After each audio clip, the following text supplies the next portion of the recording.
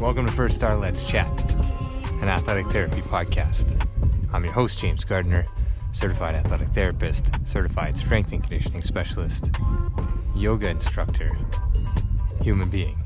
This platform, for the pros, by the pros, anybody in the performance space, and beyond.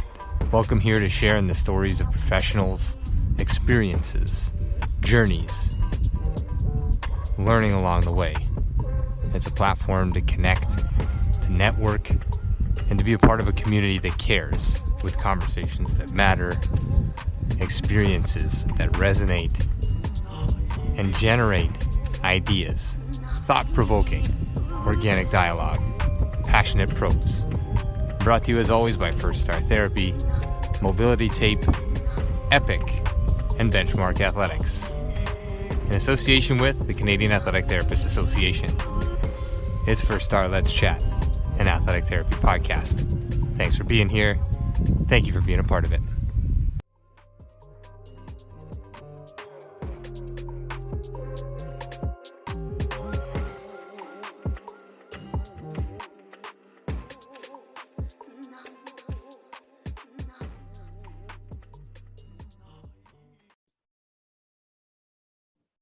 She speaks, therefore we speak.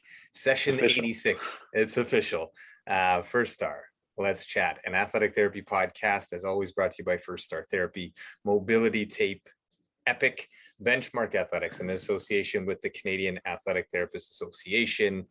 As mentioned, session 86, Matthew Arnone, our guest, a return guest, so to speak. We've talked to a platform that we've worked on together. We've been involved with multiple projects, but we're going to spend some time talking to Matthew, the athlete, this evening, and his journey and his return, rather glorious return to the pitch in the last couple of weeks. He is a defender with Atletico Ottawa in the CPL, officially a member there for about 2 weeks now. He's played 2 games, his first game upwards of 80 surprise minutes, and then yesterday wrapping up their first victory at TD Place in Ottawa upon their return for the first time in 2 years since entering the league in the CPL, winning at home to open that portion of the season. Big victory, emotional victory. We'll get to all of those things, but a little bit of housekeeping before we get going. For those of you that are athletic therapists out there and collecting CEUs, our quizzes are available from August 2020 to August 2021, and those will be closing October 4th. So if you're in membership, make sure you pile on those CEUs. If you have a membership to date and you don't get through all those and you need access to those, that's no problem. Just reach out. If you aren't a member to date, please sign up now. Easiest CEUs you'll gather, cheapest CEUs you'll gather, with the richest content out there in terms of this space, a podcast that is geared towards networking, geared towards connecting, geared towards growing our profession, not as a standalone profession, but as a piece of the human performance puzzle. That's what Let's Chat is. That's what this evening is about. That's what all of our discussions are about. And a pleasure, as always, to have a live audience, to have people picking this up by podcast, and Matt, for you to carve in some time. Context for all the listeners out there, I get excited every time we get to chat, but we get to chat sometimes multiple times in a day, sometimes daily, but everyone, a conversation that I walk away from very grateful and humbled to be sharing time with you. So appreciate you carving in some time this evening, and congratulations on the return to the pitch and the victory yesterday. Yeah, thank you. It's surreal, to be honest, to be back out there, and we'll touch on that a little later, but just always grateful to share the microphone in this case, not the stage, but always a pleasure to be here, and only nothing to give but time and space, and to help grow this profession, as I'm truly grateful for. James has been a big part of my journey for all the listeners out there, and if this is how I can pay it forward, then I'm happy to be here, and as many and often as you want me here, James. Much appreciated, and it goes two ways, and I think that'll be reflected multiple times throughout this conversation. But I don't have a job, I don't have a role if it's not for athletes. I've worked in the athletic space as an athletic therapist. There are multiple roles for athletic therapists, just working with human beings, and you and I have tied this back through many different conversations in terms of putting the human first. But let's provide some context just for those that are out there. You've won multiple championships at the youth sports level at York University. This is where we had our initial overlap. I was an athletic therapist employed by the university. You were a student athlete at the time. A seemingly impenetrable back line to the York Lions soccer team while you were there. You've gone on, you've played in the CPL, you've played in the CPL for a couple of teams now. You played in Italy, and you also ran up against sort of what you felt maybe was the end of your career, or how do you get past certain hurdles when physically you are the most gifted in the room, or at least on paper we can evaluate your numbers and your strength and your speed and your jump and your vertical and all these different pieces. So lots to talk about, but maybe summarize sort of the transition from university into the pro space, and then we'll get into some of the nitty gritty, and we'll get to this big massive new role with a relatively new team, a relatively new league, and certainly a refreshed outlook on your part. But take us through sort of the transition. Let's start in the university years, what that was like, how that transitioned to the pro space, and then what the pro space has been like up to the current date. That's an easy way to go to start. Yeah. So obviously, as you mentioned, some good success at York University, a very driven, we'll call it a driven philosophy of gold or bust. I would say every single year at York University being a perennial national championship winner, and I was lucky to win 2 in that time. The other 3 years would have been seen as a failure. I didn't see it that way. Obviously, to learn from those experiences and to grow. And as I grew as a person, as I grew, we'll call it even physically, and growing into that kind of professional physical maturity that was from 18 to 22, 23 years old. My role grew with the team, and obviously being a leader in those final years and being able to be a big contributor to those national championships was something that wasn't easy to get to that point. Obviously, as we know, the competition is stiff at York University, and a lot of professionals and aspiring professionals and ex-professionals and guys who are really just on that line, on that tipping point of being professionals, all competing for those 11 spots on game day. So a very difficult journey, one that very much challenged me within and challenged my resilience. But then, in soccer, it's an interesting dynamic, at least up until maybe 3 years ago at the introduction of the CPL, there was kind of this, white light that blinds you almost, where there is no real direction. There is no tangible, visible pipeline to professional soccer. As we all know, in Europe, it's a very much an open market. And being a Canadian and trying to go abroad is really difficult. And, in the NCAA, they do have an MLS draft, and in NCIS, well, now U Sports, there was none of that. And I very much found myself in this period, and I think indicative of where I was at in my life as well. I identified only as an athlete, so I needed to find direction in the space where there was no direction, at least not in North America. And it was almost a meat market. You go out, you go on trials, you try these things, you go to open trials. You're really just trying to get your foot in the door anywhere, but not really being recognized for what you bring to the table, and maybe not being able at times to even perform in such a short amount of time, and maybe just things just not meeting, the stars not aligning in that way where preparedness meets that opportunity and that readiness. So it was a 2 or 3 year journey where I questioned at that point as well whether I was ever going to play again, whether I was going to be able to live my dream as a professional. And funny how things work. The final year of this kind of lull before CPL had come, I was always being hinted at, one of the better players that hadn't been able to push on, and this being my outlet, the CPL being my outlet and being that opportunity for me. Performed really well in that season leading up to it in League One Ontario, which was the semi-professional league just underneath CPL at the moment, but the highest level as it existed in 2018. winning both league and cup, nothing came about. Nothing, no opportunities, no trials, nothing of interest really surfacing. So I decided that I was going to go to Italy. I was going to explore the world and see football in a different context, see the world while seeing football in a different context.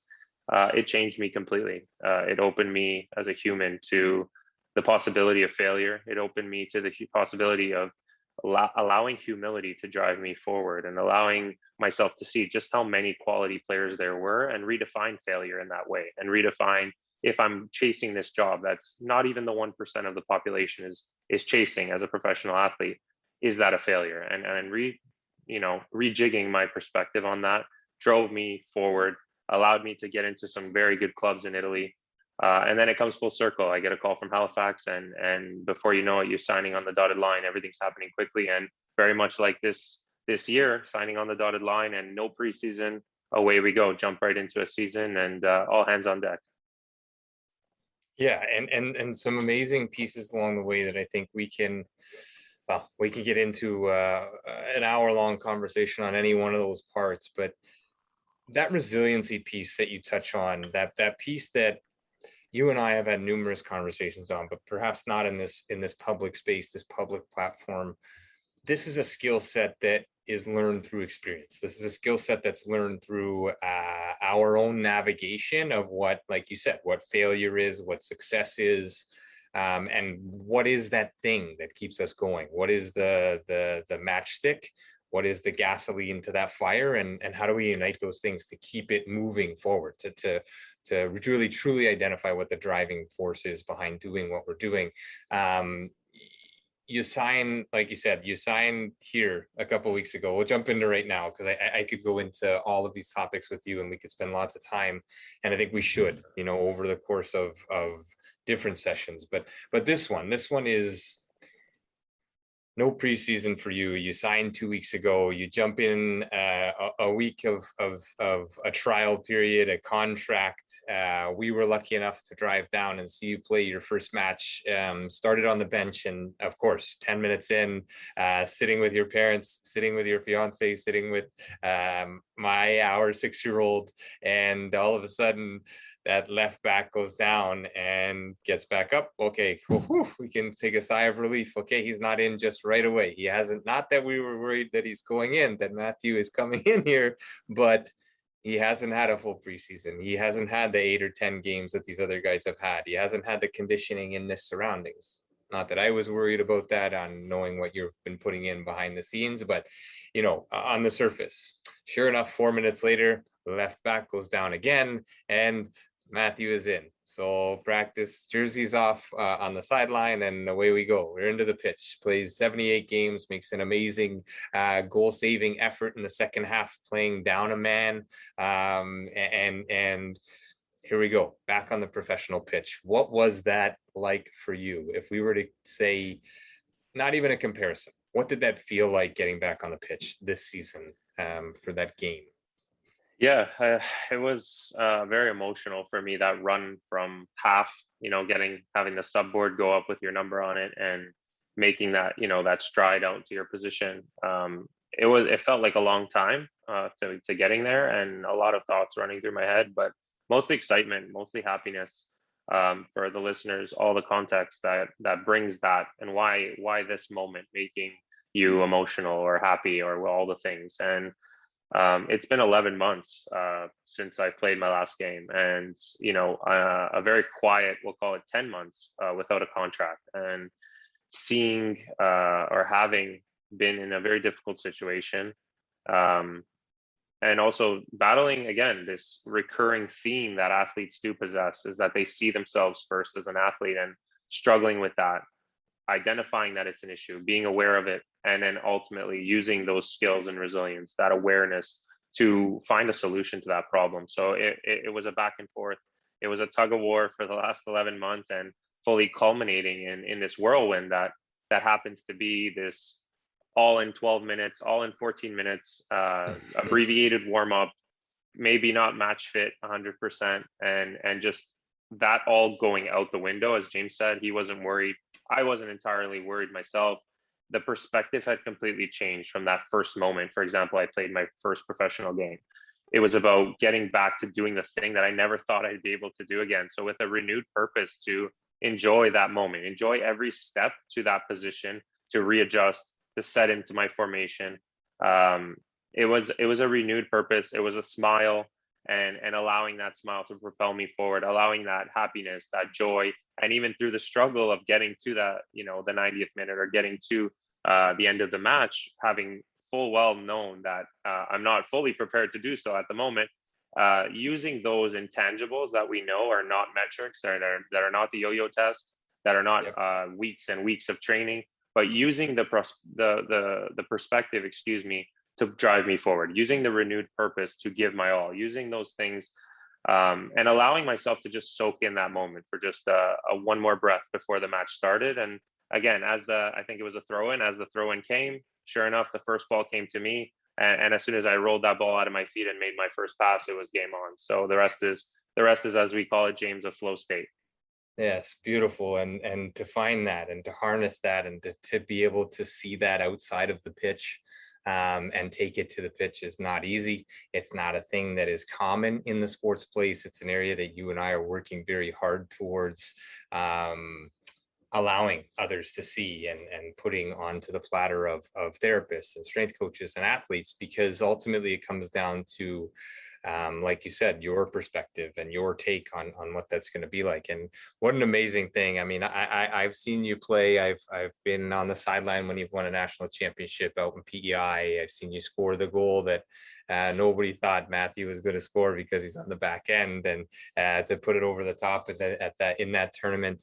And to see you back on the pitch and to sort of follow this journey now, knowing that you're in my corner, that I'm in your corner, that we are in this space, this performance space together, not only for your performance, not only for my performance, but for, I don't know, it feels cultural in the sports space. It feels for humanity. It feels for a greater purpose, because you're living true to the things that matter to you, to the things that actually create performance enhancement, as you mentioned, that aren't metrics. They're not weight on a bar. They're not speed tests. These are things that nobody can measure other than the self. And it's beautiful, man. It's a really great story. I hope, you could put it to paper one day, or to voice. Maybe this is the start of it, because lots of people need to hear this. And I hope this is, the beginning and one of many conversations we'll have, at least here in this space. So we step back from that. We have the opportunity to be there. My son comes down with me, sees you on the pitch, and what a thrill for him to be able to see a big stadium and be in a big stadium, and then see this big hulk of a guy out on the field, and this big smile on his face after losing a match 2-0. And I think this comes down to, like, how could you be smiling? You're supposed to be devastated, and you're supposed to be pissed off. And like, what an amazing thing to come down to the sideline and just feel and see pure joy, regardless of defeat, on the scoreboard defeat.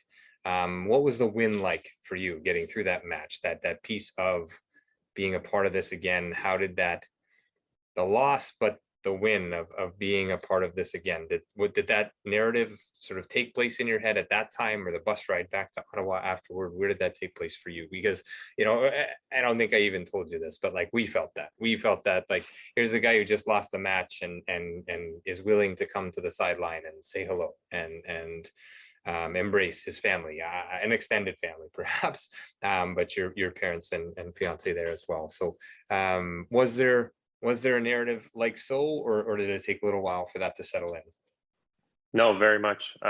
It sounds, I guess when you say it, it sounds a little morbid to say that you're on your own wavelength, but coming from the context, or taking the path that I took to arrive in that same moment as my teammates, it's very different. So to understand my context and to understand me a little bit better, and as you mentioned, James, it's happened to me before where, I'll give an example. In the first season, I scored my first professional goal, and right away, that was a 3-1 loss, and I scored the lone goal. And on the bus back, back to the hotel, I called FaceTime with my grandparents. Everyone was at, my mom's house, and they were watching the game. and they were excited for me. It's an incredible milestone in my life, and I see that moment no different than I see this moment. We lost 2-0, but the ability for me, the goal for me to get back to this place where I never thought I'd be, it's very funny that for me, at least, when I feel that I'm in this journey alone, all I need to do is look behind me, over my left, over my right shoulder. All I need to do is find you guys, my family, my parent in the stands, and that anxiety, that whatever's happening in the match sort of fades into the background. And likewise, when the match is over, my first thought is not, we lost the match. My first thought is, where are those people that have been supporting me regardless of result? Because as we know in sport, I'm one of 22 players on the pitch, and my role is so minuscule when we think about that. Obviously, there are moments that make or break the match, but this is something that those people, yourself, Alessia, my fiance, my parents, and everybody that's ever even had a small conversation with me has been a part of, regardless of whether I returned to the pitch or regardless of whether I ever did make it in the first place. And for me, when I have that jersey on, it's an embodiment of that support, because any athlete who tells you that they did it alone simply just has it all wrong, in my opinion. I think there are certain things that you must partake alone in, such as being on the field with your teammates, all of us in our silos. But to say that we got to that point alone is just silly, and it's just foolish. And I've understood that from day one as a professional. And the first thing I want to do is turn and share that moment, good, bad, or otherwise, with those individuals. I want to be there with them. I want to share and embrace and breathe in that moment, even if it's a loss, even if it's a painful loss, even if it's a mistake that I made that costed the team the match. We need to breathe in all of those moments, because football is something that I've learned that it's almost been taken away from me far too prematurely. And especially now with this renewed purpose and this second chance, I was speaking to a family member already, and I say, I feel like I lived my dream twice, because I was able to live my dream. It seemingly was taken away, and now it's been given back to me in that way. So again, looking down the pipeline, looking beyond, it's not just me. How did I get to this point? I would have never made it this far. I would have never continued my training had it not been for James, had it not been for Kellum, had it not been for Alessia, had it not been for mom and dad, had it not been for those friends that have continued to support me to stay patient. And also myself, right? And I owe it to myself to share in those moments with others. And I think that's where going within has its benefits, but then ultimately it's the betterment of the self that allows us to enhance the being of others. And I hope that I provide that for those who have supported me as well, and hopefully even half as much as they've done for me. Well, 100% and completely well said, and know that it resonates and in publicly, you and I talk about this, and typically we don't have an audience, and typically it's not on a podcast, but it resonates on this end, and it's reciprocated on this side. I think for therapists and strength coaches and people in the performance space and other human beings to hear these messages from that athlete that's on the pitch that I'm either berating or celebrating or neutral to, whatever the case may be, to hear these messages that fun still matters and support still matters, and the language and the conversation and the dialogue and the truisms and the value set that we're doing and living underneath the jersey are very real things. You and I had an opportunity to connect at the State of Mind Festival through another former guest, through Mike Stroh and the State of Mind Festival, and you shared your story with students. You shared your story with corporate business, quote unquote, traditional business people. It resonates. The messaging is true across the board, and support matters. And I think from my angle, from the performance side of things, from injury deterrence to strength and conditioning to mental habits to nutrition to whatever the case may be, support matters. And I would be remiss not to give a shout out on air as well to Mel Fiala and to Dom Nicoletta and to the people in Ottawa. Matt has relocated to Ottawa. I have been blessed and lucky enough to have a great network of people in the athletic therapy field and the performance field. And all it took was a phone call and said, listen, there's a really great human being who's now playing in Ottawa. Ottawa. Anything you guys can do to help support Matt as he moves forward. And sure enough, just hang up the phone and you guys were connected. And I think ultimately, like this interaction that you and I have, or this connection that you and I have, is lived and embodied through many others. And I feel like this podcast is that is what this podcast is. It's connection, it's community. This isn't about me, it's not about you, but together it's about us, and it's about the profession, it's about athletes, it's about athletic therapists, it's about strength coaches. And just amazing that people are willing to sort of put aside their ego and step in and help another human being, because I think those things are not showcased enough. We could spend all day showcasing them, certainly, but I wanted to, while I had you on here, just make sure that Mel and Dom, certainly, if you're listening, thank you again. And I've thanked them obviously behind the scenes, and Matt, you have as well. We won't get into the details of it, but Ottawa for the summer. So you go back, game 2 is a week after the first game played. It's a home game. They do a great job. First game for Ottawa in the CPL, or first season for the CPL, was in the bubble in the island games at Prince Edward Island, and no home games for Ottawa. The start of this season started in a bubble again out in Winnipeg. So the first home game goes August 14th, yesterday. I was going to say 13th, that was Friday. 14th, August 14th, they play at home. 10,000 fans allowed in, almost capacity, I believe, to my understanding.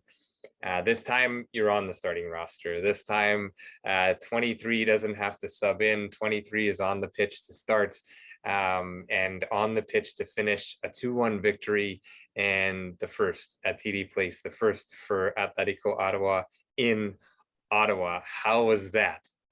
Summarize that one for us.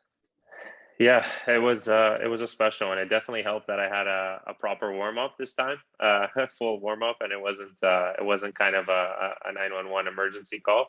But yeah, it was truly special. I mean, 12,000 fans, I believe it was, as you mentioned, James, 50% capacity at TD Place so far, but sold out crowd, considering the restrictions. But more importantly, again, I have to touch on, my fiance, my parents being there, and again, walking out, trying to find them in the starting 11 walk in the national anthem, trying to find them, because I need to share in that moment with them. And it was truly emotional to be back out there, to be, in front of these people who have graced me with their presence rather than the other way around. I think a lot of athletes see themselves as entertainers, but we are to be supported by the fans. And I think that's what makes a home game so special. And so Ottawa certainly felt like home yesterday. I mean, we'll talk about the game shortly, but as I was breathing in that air and watching the flag and looking for my parents and very much breathing in those last moments before kickoff, the constant message that was ringing through my ear is, wow, the real shame today would be being nervous or being anxious to play. You win or lose, mistake or no mistake, you must play with a smile. You must enjoy it. And that was something that that rang in my ear, that carried me well through the, we'll fast forward quickly to the 12th minute, and making a mistake early. Ottawa goes down 1-0. Matthew misjudges a bounce and puts the goalkeeper in a bad spot, takes down the striker. Penalty, 1-0 early for Halifax, which was my old team. So again, a little bit of a narrative, a little bit of a storyline, if we're going to take it Disney for a second. But adversity strikes right away. And again, the moment came and went. I had that moment to breathe until the next kickoff. And as soon as the ball kicked off, it's like I never missed a step. I didn't approach it with any haste. I didn't approach the game, obviously being the 12th minute, with any panic. But the team, I must say, and what was so special about this performance for me was that I was supported, and I felt supported for the first time in my professional career. I felt truly supported by the team, obviously having some frustration in the moment. But after a few moments, it was support the whole way through. The other 80 minutes of that match, my team looked to uplift me. My coaches looked to uplift me. it was truly a special, healthy growth environment for me. And I don't know that I needed it in that moment, because I had truly moved on to the next moment, and I had washed that mistake from my memory. I had chalked it up to rust. I had chalked it up to all the things, whatever I was telling myself in that moment. I was able to, jump over that hurdle and continue to play what was, in my opinion, one of the best and most solid performances of my career after 12 minutes. So a shaky start, obviously, but just indicative of my path and my journey. It is not without any hurdles. It is not without obstacle, and this was a microcosm for what my journey was like. And the ability for Atletico Ottawa's staff and the players to address my humanity. Coach, for example, coming over and hugging me and telling me that he believes that I'm going to score the goal to tie this game up, and hugging me and telling me to not worry about the mistake and to keep doing what I'm doing because it's exactly what they want and they believe in me, and just having that external validation in a way that was uplifting, rather than, I wasn't exactly seeking it, but it was something that drove me and propelled me forward. And that's something that's truly rare. That came from the staff, the medical staff, that came from the assistant coaches, that came from the fans after the match, regardless of mistake, absolutely going bonkers for a chance to have a photo op with me, or an autograph, or whatever it was. And just the unconditional support was indicative of that is present in my life. And that's what drove me to this point. That's what drove me to be a professional. That's what allowed me to persevere. And just feeling that here is why I say Ottawa feels already like home. It's something that I've not experienced yet, truly. And that's not a knock on the other organizations. That just touches on how special I believe this organization is, that they can address humanity in moments of emotional, we'll call it disrupt, where it's easy to be frustrated with a player for making such a silly mistake. It's easy for, that frustration to kick in and you to berate that player. But instead, the humanity approaching this with the intangibles, rather than looking at the mistake, understanding and feeling compassion towards that player, and using that as the modality that they're going to implement to enhance my performance. And it very much did. I'm truly grateful for that moment. I'm truly grateful for the mistake. I'm truly grateful for the whole performance, the support from the crowd. And then obviously at the end, there's always time for the family, call them down, and sharing and breathing that moment in, a hug, a kiss, whatever it is, being emotional, allowing myself to be emotional. And I'll be honest, James, it was close to tears for me, again, just to have that whole 11 months of darkness, we'll call it, in sport, and something that I loved, as I put on my social, was something that I loved, felt like didn't love me back in that moment, and not understanding in the moment that was my path, but bringing me to this point, getting a W, sharing in that, and having, my teammates uplift me, having my coaching staff carry me through that humanity and through that expression of humanity was something that was truly special. And if I was ever to buy into an organization as an athlete, they've shown me all I need to show they've shown me everything that I need to see to be fully bought in, if you can ever be bought in after 2 weeks. So I'm happy to be here. I'm so incredibly grateful, and it's only onwards and upwards from here. I truly believe that.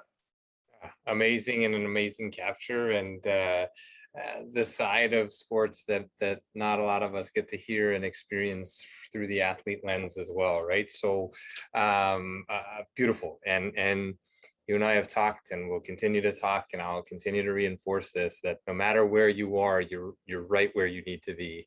And I think truly this is the spot for you, the spot where you can be all of the things, be true to all of these pieces that you've touched on here, that you and I have shared, and amazing stuff. You're about a third, just over the third season marker, 11 games in, I think 17 games to go.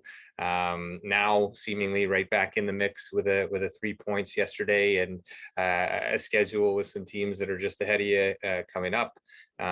Beautiful. I think it's just it's the competitive nature can now take over, the competition, the leaning into what competition is. let's change gears a little bit and just talk from a performance standpoint. When you're in the CPL, when you have professional athletes from all walks of life, professional athletes with all different home countries, home value sets, different things like this. You have coaches that lead the way. You have front office administrative people that lead the way.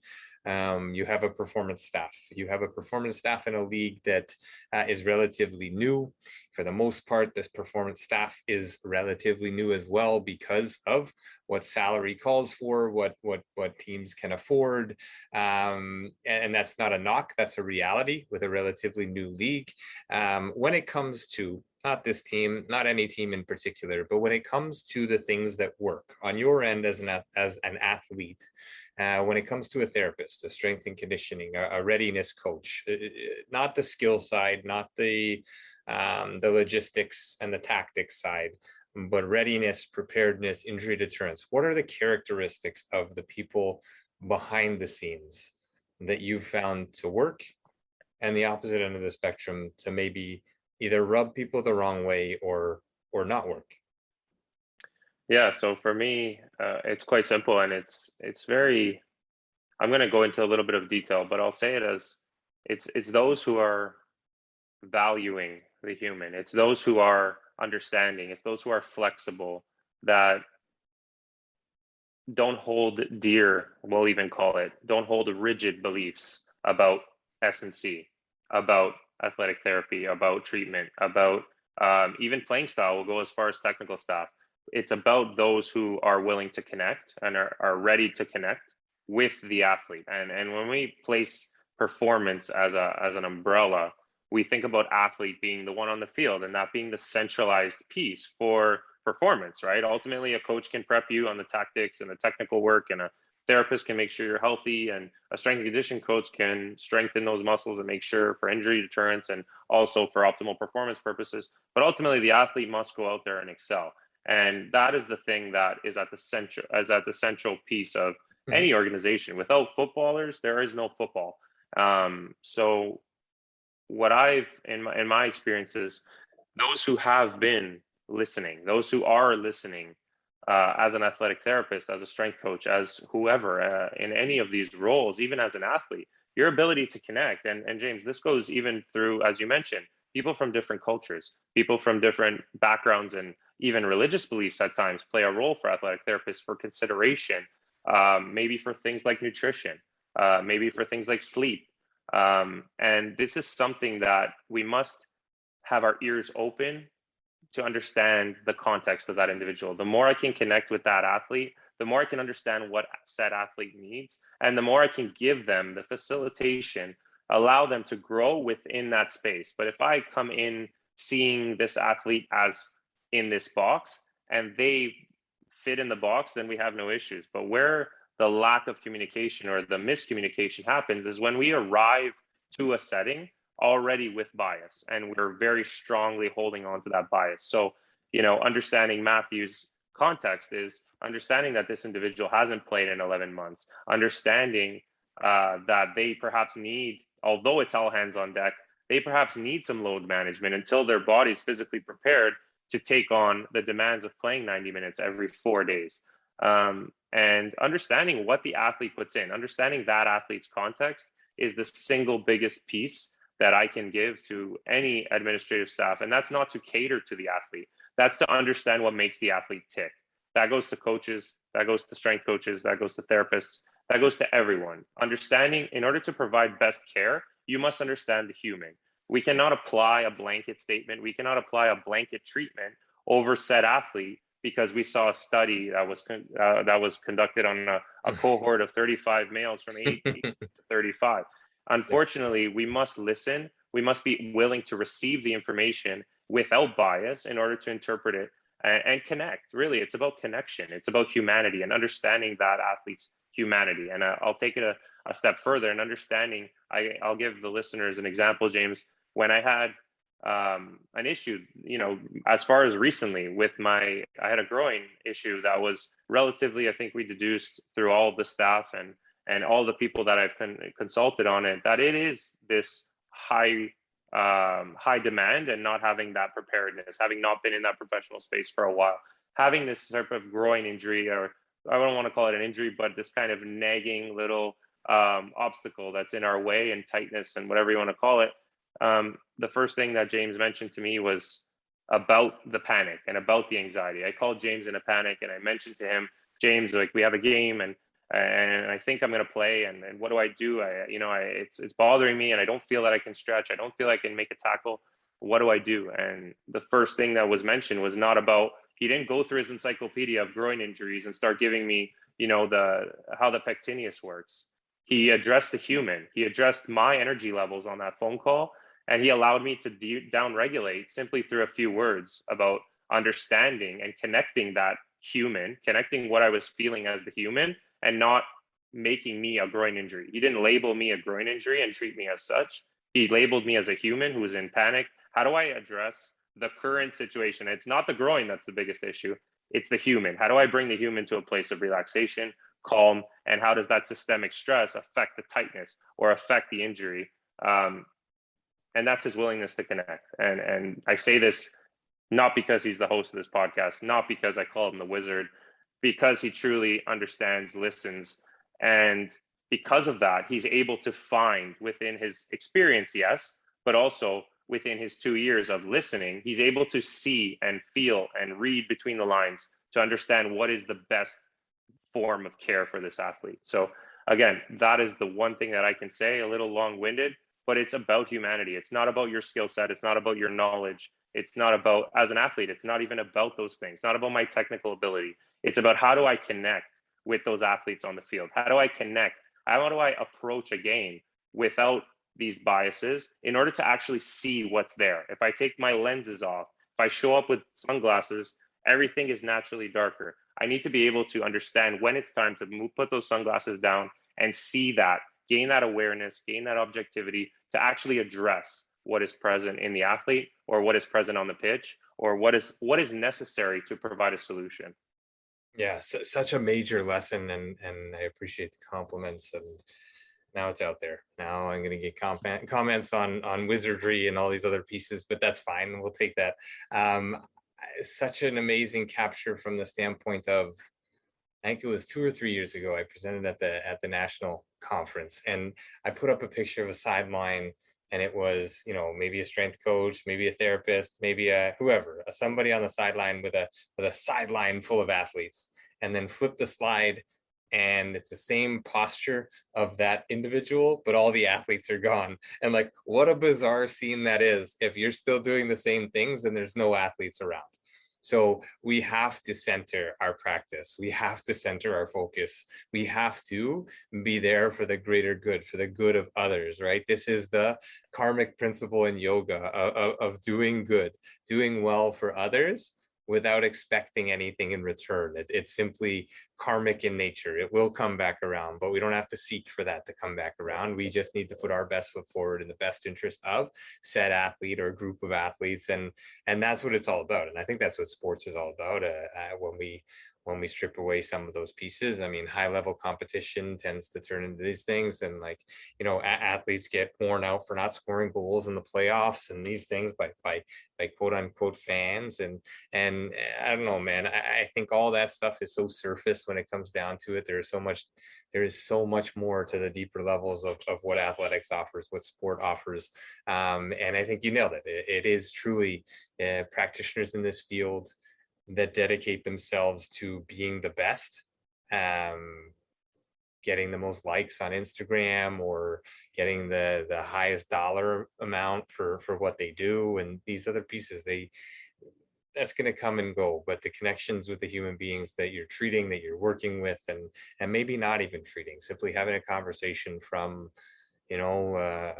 almost an entire province away, and knowing that we can have impact and are impacted by those that we listen and allow ourselves to be heard and to listen to and to hear. And great stuff, man, as always, that these conversations can run deep, and I get goosebumps always listening to and talking with you about these pieces, because you and I are in the same place, man. We're on Earth. We're living this life and trying to do our best with the day to day, not from a sense of everything's hunky dory, but from a sense of here's where I'm at, and I'm gonna pour my all into that where I'm at, because there's no sense in doing it any other way. So let's just take a quick break here. Let me gather my thoughts. I just want to plug a little retreat that we have coming up, since I have the opportunity here. And I'm no marketing guru, but I've been told start blending things together. So here it is. Finding more of yourself. We are offering a retreat at the Nottawasaga Inn, September 10th to 12th. That is a Friday night. Show up when you can show up. There's a social gathering, a connection, a networking event the Friday night, a nice little gift bag, and then a 2-day full immersive retreat. It's called Realign, Reconnect. It is all about you and finding a little bit more from within, guided, of course, the whole way through, from Friday night all the way through to Sunday evening. Meals, accommodations are provided, and we're talking physical practice yoga, meditation in a group setting. We're doing breathing practice. We're doing movement practice. We're doing strength and conditioning, joint hygiene, all of these pieces that feel almost like pieces of the puzzle that will leave you feeling much, much more like yourself, more whole when you leave, more whole while you're doing these things, but ultimately more whole when you're gone as well, because these values, these practices, these philosophies, you can take and embody into your life. And that is the goal with anybody that I have the opportunity to work with, is to empower, is to educate, is to make some form of impact that is lasting, not to get rich, but to enrich and be enriched by those navigations with individuals. So that's, again, September. I don't know if I said the date, September 10th to 12th at the Nottawasaga Inn. All those details are available. Reach out through Instagram, through email, through our website, firststartherapy.com. It's under Impact. That's where our retreats are, and really looking forward to hosting that one. There is limited spaces due to COVID and just due to keeping it very intimate. It's immersive. It is intensive, but guaranteed you will walk away more of yourself, knowing yourself and being guided through those practices. So that's the shameless plug. I am learning to embrace that as well. So thank you for listening to that. Matt, listen, man, you're back in the CPL. I'm going to get out there. I love that city in the summer. We've talked about that. You'll be back this way, playing a couple games this way as well, back Hamilton way, Toronto way, a few other teams in the league that we'll overlap for. So with the situation the way that it is, what does training look like for you? What does therapy look like for you? And again, non-specific in nature. I think just to tie this back to generally speaking, our audience, because we have lots of students, we have lots of therapists, we have some that have worked in the field, some that want to work in the field, some that are clinical that may consider working in professional sport. And I use quotations only because like sport is sport. But when we're working sidelines, what does that look like? What does a work day look like for you in the CPL? What time do you get up? How much readiness, movement, etc. is there in your day? And how does that play out day to day for you? Game day, non-game day? Yeah, so I'll be honest, they both look the same, and that's this piece of, I think James and I talk about it all the time, that it's match day, but it's to be enjoyed like any other day. And match day is not, I don't live for match day. So I don't live every weekend, every Saturday, and I'm not living Monday to Friday. Very much the same routine, that equanimity, that every day is the same. And yes, one day has a match in it, and one day is a training day, and one day might be an off day, but that doesn't mean that all the things should not be enjoyed.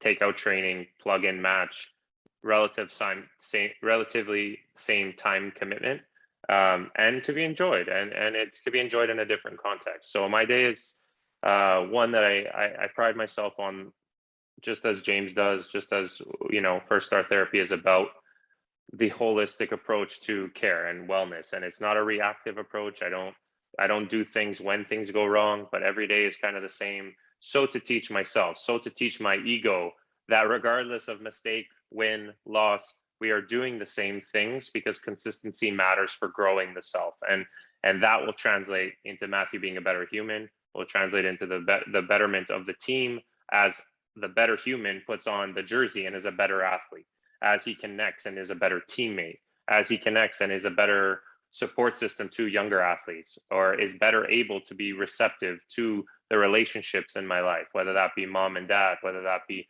fiance, whether that be being able to allow myself to be at peace with what I have in order to help those who are not at peace with what they have, to be reciprocal in the relationships that I have, friendships, love relationships, whatever it might be. So all that said, it starts with, first and foremost, a passage from a book I've been reading that it's called The Warrior of the Light. It starts with a passage. It's very relatable to whatever the athlete journey is, whatever the human journey is.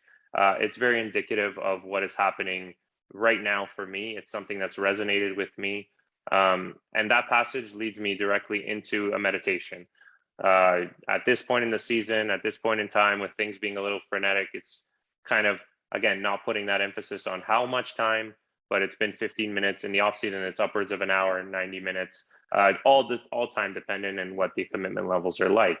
That leads me right into intentful movement. That leads me into, as James mentioned, proper joint hygiene. That leads me into movement or preparatory movement for life. Again, it's very conceptual in nature, but it's the idea that regardless of whether I'm an athlete or not, I need to take care of my body. I need to take care of my mind. And this is that hygiene. I see this as brushing my teeth, meditation, prep movement. It's all the same for me. And then some symbolism for me.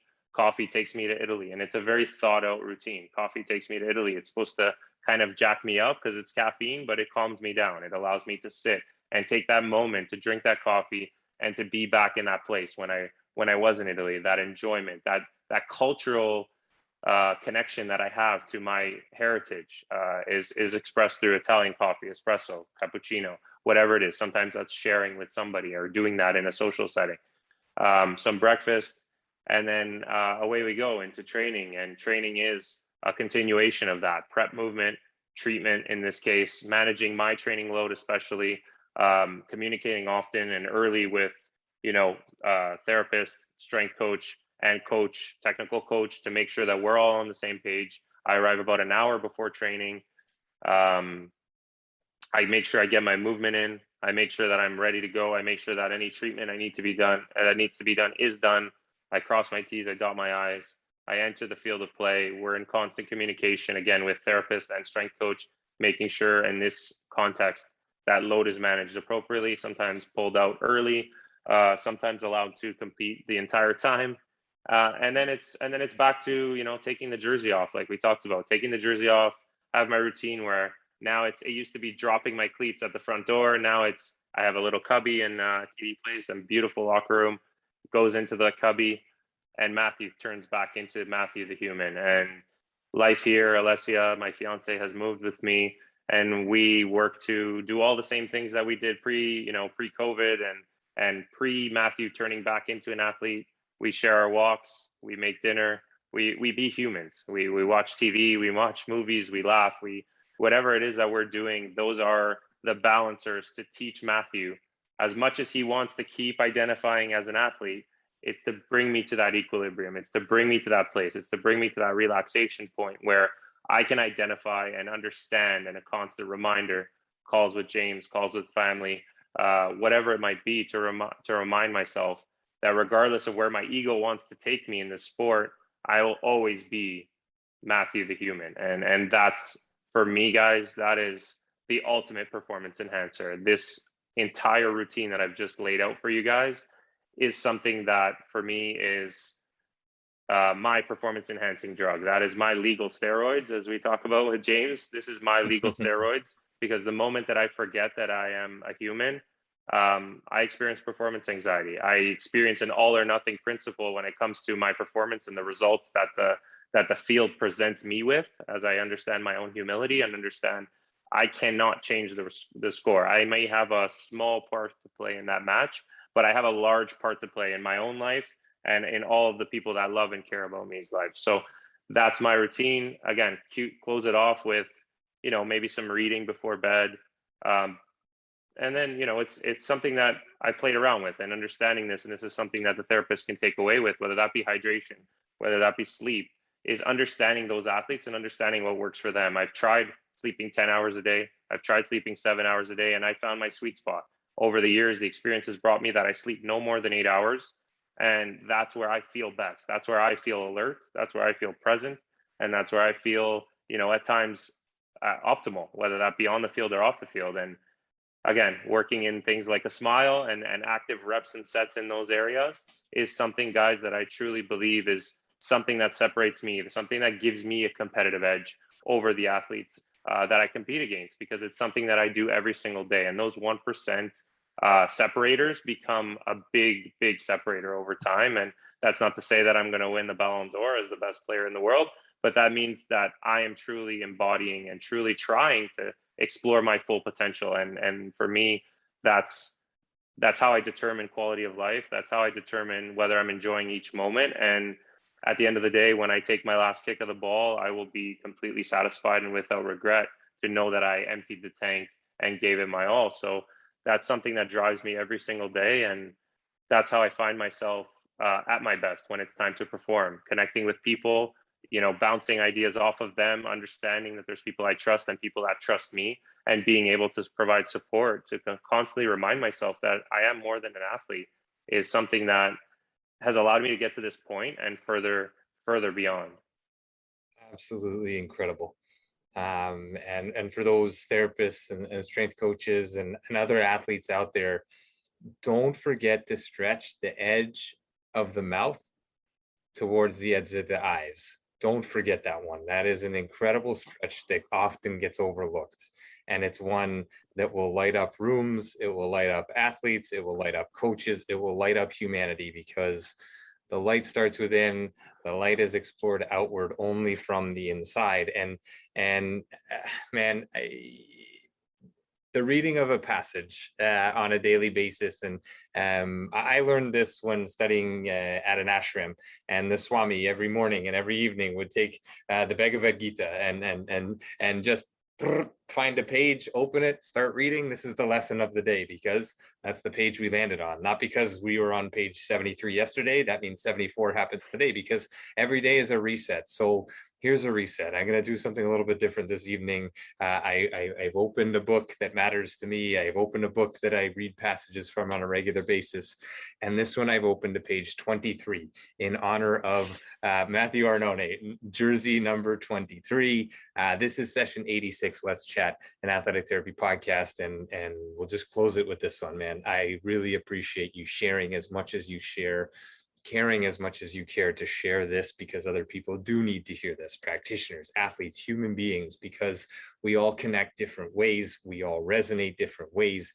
We all emanate energy and receive energy in different ways. And this is beautiful, man. So again, really appreciate this. Good luck the rest of the way. I know I'll be talking to you again, probably tonight, if not tomorrow, certainly. For everybody being here, thank you so much. I'm just going to read this passage and then I'll end it there, because I think without looking at what this page says, no doubt it's going to make some sense. So here we go. Session 86, Let's Chat, an athletic therapy podcast with Matthew Arnone of Atletico Ottawa. Their first win in the CPL in Ottawa yesterday, many to come in the future. Wins on and off the field. I want to listen deeply enough that I hear everything and nothing at the same time, and am made more by the enduring quality of my silence. I want to question deeply enough that I am made more, not by the answers, so much as my desire to continue asking questions. I want to speak deeply enough that I am made more by the articulation of my truth shifting into the day's shape. In this way, listening, pondering, and sharing become my connection to the oneness of life, and there is no longer any part of me in exile. My spiritual father once told me, nothing in the universe ever grew from the outside in. I like that. It keeps me grounded. It reminds me to be less concerned with outside answers and more focused on the questions inside. It's the quest for those answers that will lead me to the highest possible version of myself. Page 23, number 23. Have a great night. Good night.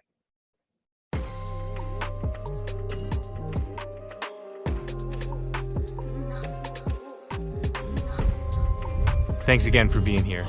Thanks for listening. Thanks for being a part of this community. Check us out online for firststartherapy.com. That's FIRSTAR therapy.com. Or email us with feedback, consult@firststartherapy.com, CONSULT@firststartherapy.com, on Instagram @firststar.therapy, and our podcast host @letschat.at. This is First Star Let's Chat, an athletic therapy podcast.